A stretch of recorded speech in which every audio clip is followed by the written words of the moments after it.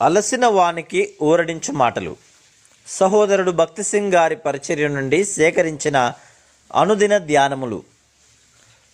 మీరు బాప్తిస్మందు ఆయనతో కూడా పాతి పెట్టబడిన వారై విశ్వసించుట ద్వారా ఆయనతో కూడా లేచితిరి.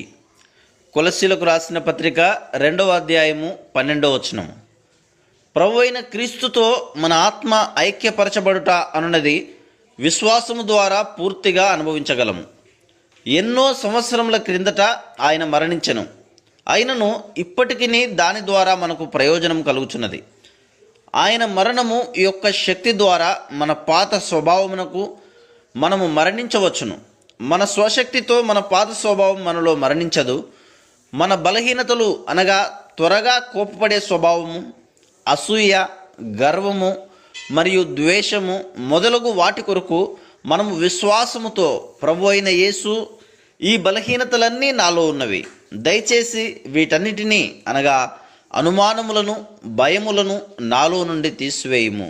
ప్రభువా, నీ శిలువ మరణం యొక్క శక్తి ద్వారా నా బలహీనతల కొరకు, నా తలంపుల కొరకు, నా ఆశల కొరకు మరియు నా స్వంత ప్రణాళికల కొరకు నేను మరణించవలనని కోరుచున్నాను. అలాగుననే నా కోరికలు, నా బలహీనతలను నీ భూస్థాపన శక్తి ద్వారా పాతి పెట్టబడవలనని కోరుచున్నాను. ఆ విశ్వాసం ద్వారానే నీ పునరుద్ధాన శక్తిని నేను పొందగోరుచున్నాను అని చెప్పవలను. ఆ విధముగా ఆయన మరణ, భూస్థాపన, పునరుద్ధాన శక్తిని మనం అన్వయించుకొనవలను. ఆయన మరణము నిత్యమైన మరియు నిలిచియుండు విలువ కలిగి ఉన్నది. ఆయన నిత్యము ఉండువాడు గనుక ఆయన మాటలు నిత్యమైనవి. ఆయన మరణము ఆయనకు ముందు జీవించిన వారికి, ఆయనకు తర్వాత జీవించుచున్న వారికి కూడా ప్రయోజనము కలిగించింది. మన తలంపుల కొరకై మనం మరణించుటకు మన ప్రభు అయిన యేసుక్రీస్తు యొక్క మరణ శక్తిని అనుదినము పొందుచున్నాం. వాటిని మరచుటకు భూస్థాపన శక్తి పొందుచున్నాం.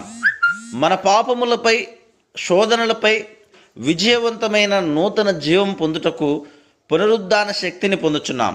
ఇందువలనే మనం బాప్తిస్మమును పొందవలను. దేవునితో మూడంతల ఆత్మీయ ఐక్యతను అనుభవించుటకు నేర్చుకొనవలను. బాప్తిస్మము ఒక వేడుక కాదు, ఒక సాక్ష్యము. ఎవరైతే బాప్తిస్మమునకు లోబడరో వారు ఓడిపోవు జీవితము జీవించుదురు. వారు విజయం కొరకు తమ స్వశక్తి మీద లేదా ఉపవాసము, దీర్ఘ ప్రార్థనలపై ఆధారపడుదురు, కానీ ఓడిపోదురు. క్రీస్తుతో ఐక్యపరచబడినప్పుడు మనం విజయం పొందుదుము. బాప్తిస్మము ద్వారా మనము క్రీస్తుతో ఐక్యపరచబడితిమని ప్రకటించుదుము. అందుచేతనే బాప్తిస్మము అనున్నది ప్రాథమిక నియమం.